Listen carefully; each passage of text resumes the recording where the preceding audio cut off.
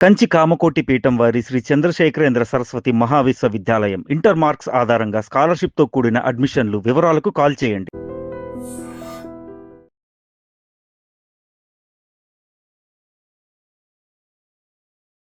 Hi welcome to I dream sports. IPL మ్యాచ్లు గత కొన్ని రోజులుగా ఓ సస్పెన్స్ మూవీని తలపిస్తున్నాయి. ఖచ్చితంగా ప్లే ఆఫ్ రేస్కి చేరుకుంటాయి అనుకున్న జట్లు వరుసగా ఓటములు చవిచూస్తున్నాయి. ఇక ప్లే ఆఫ్ రేస్ నుంచి ఖచ్చితంగా పక్కకి వెళ్ళిపోతాయి అనుకున్న జట్లు వరుస విజయాలు సాధిస్తూ అందరికీ షాక్ ఇస్తున్నాయి. ఈ నేపథ్యంలో అసలు నిన్న ఎస్ఆర్హెచ్ చాలా దారుణంగా గుజరాత్ చేతిలో ఓడిపోయింది. ఇప్పటి వరకు ఈ సీజన్లో ఎస్ఆర్హెచ్ ఇలాంటి ఓటమి ఇప్పటిదాకా చూడలేదు. అసలు ఐపీఎల్లో ఏం జరుగుతుంది, ఎస్ఆర్హెచ్ సడన్గా ఇలా ఓడిపోవడానికి కారణం ఏంటి, ఇలాంటి విశేషాలు తెలియజేయడానికి మనతో పాటు స్పోర్ట్స్ అనలిస్ట్ రామచంద్రరావు గారు ఉన్నారు. వారిని అడిగి ఐపీఎల్ విశేషాలు తెలుసుకుందాం. హాయ్ సార్, నమస్తే.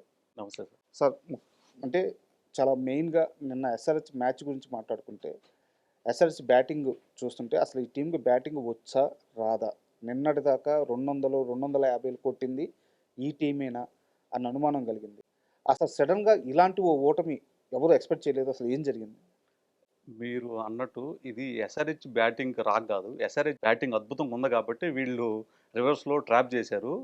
మామూలుగా మ్యాచ్ అంటే టీ20 క్రికెట్ పిచ్ కాకుండా టెస్ట్ క్రికెట్ పిచ్ పెట్టారు. ఎందుకంటే కేవలం హైదరాబాద్ బ్యాటింగ్‌కి భయపడి. ఎందుకు ఇలాంటి పిచ్ పెట్టారంటే కొంచెం ముందుకెళ్తే 4 మ్యాచ్‌ల ముందు గుజరాత్ వాళ్ళు ముంబై వచ్చినప్పుడు ఆ రోజు తిలక్ వర్మ సెంచరీ చేసి 200 కొట్టినప్పుడు వీళ్ళు 100కే ఆల్ ఔట్ అయ్యారు. ఆ తర్వాత వాళ్ళ మైండ్ సెట్ చేంజ్ అయింది. సో మనము ఒక రకమైన ఉండే తరహా పిచ్ పెట్టినా డిపెండ్ చేసుకోలేం. బ్యాటింగ్ లేదు కాబట్టి ఫుల్ పిచ్డ్గా టెస్ట్ పిచ్లు పెట్టడం మొదలుపెట్టారు. దీనికంటే ముందు ఆర్సీబీ 155 ఆల్ అవుట్. అంటే వీళ్ళు వన్డే తరహా ఆట ఆడటం మొదలుపెట్టారు. సేజింగ్లో కింద మీద పడతా కష్టంగా గెలిచారు. ఆ తర్వాత 163 పంజాబ్ మీద, అక్కడ వాళ్ళు 9 వికెట్స్ పడ్డాయి. అంటే వీళ్ళు ఒకే మోటివ్లో వచ్చారు. సో మిగతా 9 టీములు 9 గ్రౌండ్లో బ్యాలెన్స్డ్ పిచ్చుడు టీ20 క్రికెట్ ఈ ఫార్మాట్ తరహా పిచ్చులు చేస్తే వీళ్ళు ఆపోజిట్ కంప్లీట్గా టెస్ట్ పిచ్చులు. అంటే ఇక నిన్న మీరు అసలు పిచ్చు చూస్తే అవును, నిజంగా అది నిన్న ఫస్ట్ బ్యాటింగ్ హైదరాబాద్ చేస్తుంటే వీళ్ళు కూడా 80కి ఆల్అౌట్ అయ్యారు. ఎందుకంటే మీరు నిన్న 168 వచ్చింది కానీ తర్వాత అయిపోయిన తర్వాత కమిన్స్ కూడా చెప్పాడు. సెకండ్ హాఫ్ మ్యాచ్ జరిగేటప్పుడు వాళ్ళు వేసిన అన్ని hard length, back of length, వీటిని ఏమంటారంటే టెస్ట్ బాల్ లెంత్ అంటారు.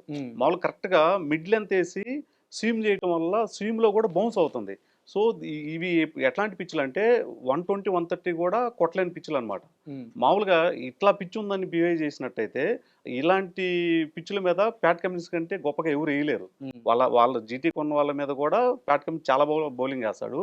అయితే మన హైదరాబాద్కి T20 specialists suppose Ishan Malinga కానీ, ఒక ప్రఫులింగే కానీ, షాఫిక్ హుసేన్ కానీ వీళ్ళంతా టెస్ట్ క్రికెట్ ఆడలేరు. వీళ్ళంతా టీ20లో యార్కర్లు కానీ నీకు బ్యాక్ లెంత్, స్లో బాల్స్ బాగా వేస్తారు. దీన్ని డిపెండ్ చేసుకుని వాళ్ళు ఏం చేశారంటే గతంలో పంజాబ్, ఆర్సీబీ మీద వన్డే ఫార్మేట్ పిచ్ ఇచ్చారు కానీ నిన్నైతే కంప్లీట్ టెస్ట్ మ్యాచ్ పిచ్ ఇచ్చారు. సరే, ఓకే, టెస్ట్ మ్యాచ్ పిచ్ అని మీరు అంటున్నారు. అదే పిచ్ మీద గుజరాత్ కొట్టింది కదా మరి 160. యా, మీరు మీరు అదే నేను అంటున్నా. వాళ్ళు 160 ఆడేటప్పుడు మనోళ్ళు ఏంటంటే 120, 130 అంటే వాళ్ళని ఎంత దగ్గరికి 180 కింద కంట్రోల్ చేద్దామనే ఉద్దేశంతో లాంగ్ లెంత్ అను అవుట్ ఆఫ్ ఆఫ్ సైడ్ యార్కర్లు వేశారు. దానివల్ల ఏమవుతుంది, యావరేజ్ 160 స్కోర్ అనేది వస్తుంది. అదే పిచ్ ఇలానే బిహేవ్ చేస్తుందని తెలుసుంటే మన వాళ్ళు కూడా హార్డ్ లెంత్ స్వింగ్ బౌన్స్ కనుక వేస్తుంటే ఖచ్చితంగా వాళ్ళు 120, 130 లోపే ఆల్అౌట్ అయ్యేది. మీరు చూస్తే 17 ఓవర్స్ కూడా 125. లాస్ట్లో ఇషాన్ మలింగా సిరీస్ అంతా ఎంత అద్భుతంగా వేశాడు. యార్కర్లు ఎంత వెళ్ళటం వల్ల వాళ్ళు మీరు సరే మీరు దీనికి ఎగ్జాక్ట్ కరెక్ట్గా చెప్పాలంటే 168 వాళ్ళు ఎక్కడ కూడా 200 కొడదాం అని కానీ దూకుడుగా ఆడిన ఆట ఎక్కడ కనపడలేదు. ఏంటి అసలు గివ్ అప్ ఇచ్చేసారా, ఎస్ఆర్హెచ్ వన్ సైడ్ అన్నట్టే జరిగింది. ఏంద్రా మ్యాటర్ అంటే వాళ్ళు క్లియర్గా వాళ్ళకి బౌలింగ్ తగ్గట్టు 150 కొట్టినా కూడా ఎడా డిపెండ్ చేసుకోగలుగుతాం అనే మైండ్ సెట్ వాళ్ళకి తెలుసు కాబట్టి దాని దగ్గర ట్రాప్ చేశారు, మన వాళ్ళు పడ్డారు. సార్, ఇక్కడ ఐపీఎల్ అంటే గల్లీ క్రికెట్ కాదు. అంటే ప్రొఫెషనల్ ప్లేయర్స్ ఉంటారు, ఒక ప్రొఫెషనలిజం ఉంటుంది, కండిషన్స్ తగ్గట్టు మైండ్ సెట్ మార్చుకునే ఎక్స్పీరియన్స్ ఉంటుంది, మార్చుకోవాలి కూడా. సో ఎందుకు ఎస్ఆర్హెచ్ అంటే ఇప్పుడు నేను ఓపెన్గా అడుగుతున్నాను. ఇప్పటికే హనుమాన్ విహారీ ఒక స్టేట్మెంట్ ఇచ్చున్నాడు. ఎస్ఆర్హెచ్ బ్యాటింగ్ అంతా పైకి చూస్తున్నంత బలంగా లేదు, ఫ్లాట్ పిచ్ల మీద వాళ్ళు స్కోర్లు చేయడం అలవాటు చేసుకున్నారు, ఇలాంటి ఓ పిచ్ దొరికితే వాళ్ళు ఆల్అౌట్ అయిపోతారు, రన్స్ చేయలేరని ఇంతకుముందే స్టేట్మెంట్ ఇచ్చారు. నిన్న మ్యాచ్ జరిగిన విధానం కూడా విహారీ కాంక్ష తగ్గట్టే ఉంది. సార్ ఇప్పుడు ఆయన అసలు ప్లే ఆఫ్స్కి రాదన్నారు, ముందు మ్యాచ్కి వచ్చింది. ఇప్పుడు రానున్న 2 మ్యాచ్లు ఒకటి గెలిచినా ప్లే ఆఫ్స్కి వెళ్తారు. ఫస్ట్ పాయింట్ ఆయన చెప్పింది ఒకటి రాంగ్. 2, మనం దూకుడుగా ఉన్నప్పుడు ఎవరైనా ఇలాంటి కామెంట్ చేయొచ్చు, కానీ నిన్న పరిస్థితులు తగ్గట్టు ఆడితే ఇంకొక 20 రన్స్ రావచ్చేమో.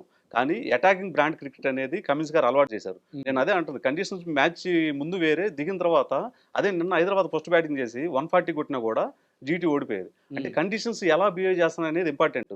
ఇప్పుడు అదే అంది కమిన్స్ మ్యాచ్ అయిపోయిన తర్వాత కూడా back of length hard test ball length ఏదైతే అయిందో వర్కౌట్ అయింది. ఇప్పుడు మన వాళ్ళు ఫస్ట్ బౌలింగ్ వేసేసరికి ఎంత కాడికి 180 లోపు కంట్రోల్ చేద్దాం అన్నట్టుగా లాంగ్ లెంత్ ఏరియాను అవుట్ ఆఫ్ సైడ్ బాల్స్ ఇంకోటి యార్కర్లు వేశారు. ఇప్పుడేమైంది, ఇవన్నీ సింగిల్స్ డబల్స్ రావడం వల్ల ఒక రకమైన స్కోర్ వచ్చింది. అదే వాళ్ళు వేసిన లెంత్ ఇప్పుడు అలా బౌలింగ్ చేయాల్సి వస్తే ఓల్డర్ కానీ, రబాడా కానీ, ప్రసిద్ధ్ కృష్ణ కానీ, సిరాజ్ కానీ వీళ్ళందరికంటే గొప్పగా ప్యాట్ కమిన్స్ టెస్ట్ బౌలింగ్లో నెంబర్ 1 బౌలర్ అంటే అవును. Pat Cummins. Swing bounce move చేయడంలో కమిన్స్ కంటే ఎవరు వేయలేరు. అలాగే అలాంటి ప్రిపరేషన్ వీళ్ళకి కనుక ఇన్పుట్ ఇచ్చుంటే ఇంకోలా ఉండేది మ్యాచ్. సో ఎంతకాడికి లో స్కోర్ డిపెండ్ చేసి 168 అంటే చాలా హ్యాపీ ఫీల్ అయ్యి వన్ సైడ్ అయిపోద్దని. అవును. కానీ అసలు పిచ్ క్యూరేటర్ డైరెక్ట్గా అసలు మొత్తం వాటర్లో నింపి తడిపిన పిచ్ తయారు చేశారు. T20 ఫార్మేట్లో మనం ఇలాంటి పిచ్ ఎక్స్పెక్ట్ చేయగలుగుతారా? సో మీరు చాలా బాగా అనాలిసిస్ చేస్తున్నారు. పిచ్ గురించి చాలా క్లారిటీగా చెప్పారు. కరెక్ట్ అయ్యి ఉండొచ్చు. బట్ నేను ఓపెన్గా అడుగుతున్నాను. అంటే సీజన్ ఆల్మోస్ట్ లాస్ట్కి వచ్చేసింది. ప్లే ఆఫ్స్ కూడా స్టార్ట్ అవ్వబోతున్నాయి త్వరలో.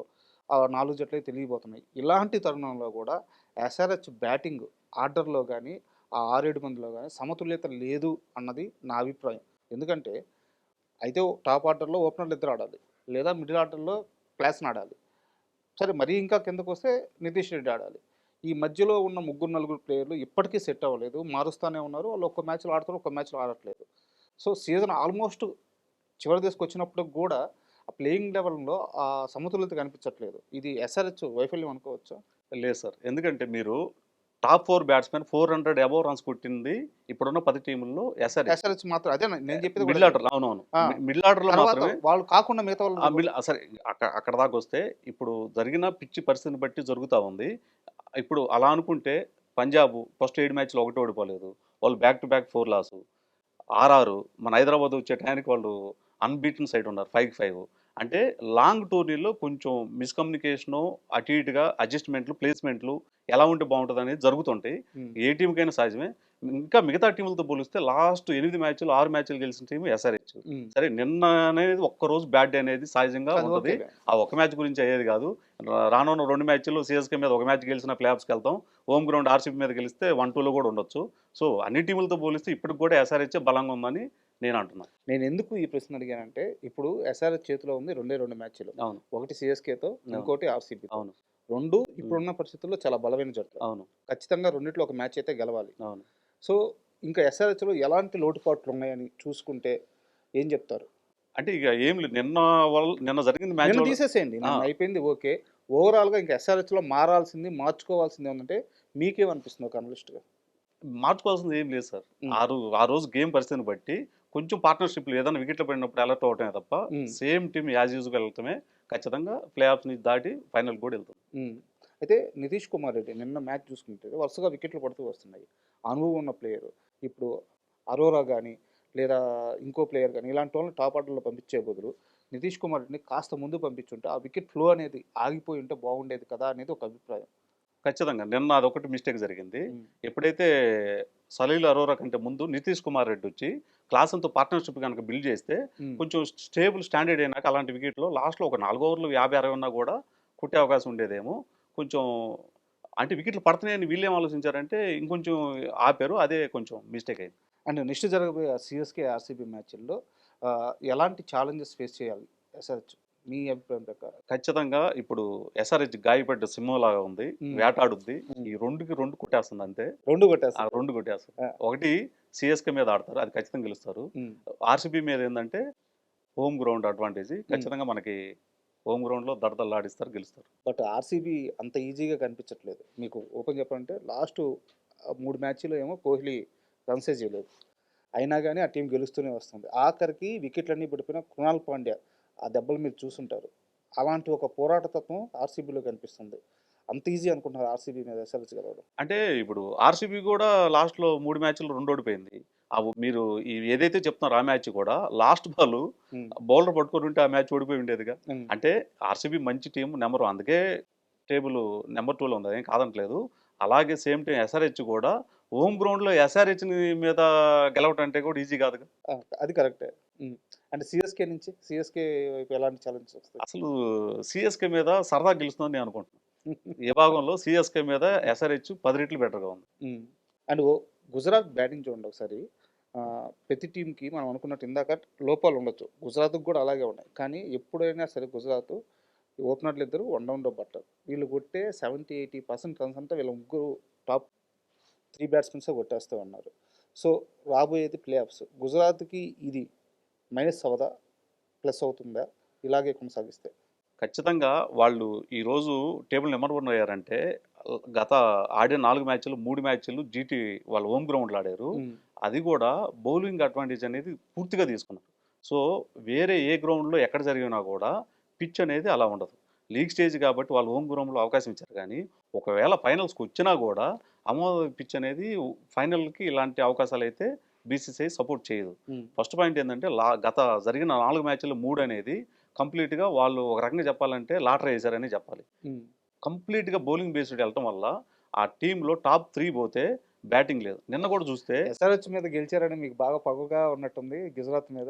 లేదు అలాగా సార్. ఎందుకంటే నిన్న చూస్తే అంటే ఇప్పుడు నిన్న ఆడిన గేమ్ సుదర్శన్ కానీ వాషింగ్టన్ సుందర్ కానీ మీరు అటాకింగ్ గేమ్ కానీ గెలవాలని తపన ఆడినట్టు మీకు అనిపించిందా ఫస్ట్ ఇన్నింగ్స్లో? ఓకే, సుందర్ కొంచెం అటాకింగ్ గానే ఆడాడు కదా. అంటే డిఫెన్సివ్లో వెళ్తా ఉన్న మోటివ్ తగ్గట్టు యార్కర్ని గేమ్ తగ్గట్టు హిట్టింగ్ లేదు. అదే అంటే దాని ఉద్దేశం ఏంది, ఫైట్ లేదు అనిపించింది. తర్వాత సెకండ్ ఇన్నింగ్ చూస్తే కదా అర్థమైంది కంప్లీట్గా ఇది వాళ్ళు టెస్ట్ మ్యాచ్ క్రికెట్ పిచ్ పెట్టుకున్నారని. ట్రాప్ చేశారంటారు అయితే. 100% డౌట్ ఏముంది. మన ఎస్ఆర్హెచ్ కాదు, ముందు జరిగిన పంజాబ్ కానీ ఆర్సీబీ మ్యాచ్ కానీ అలాగే చేశారు.